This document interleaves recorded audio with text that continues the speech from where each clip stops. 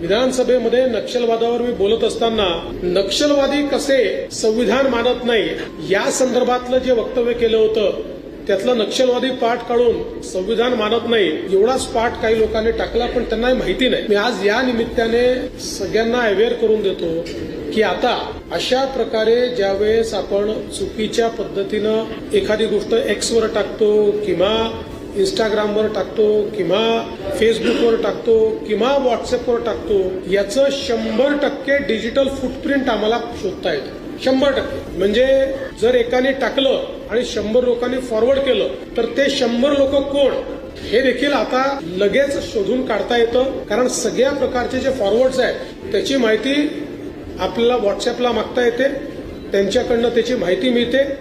आणि म्हणून माझी तर सर्वांना हात जोडून विनंती आहे, कारण या गुन्ह्यामध्ये नुसता गुन्हा करणाराच गुन्हेगार नाही आहे.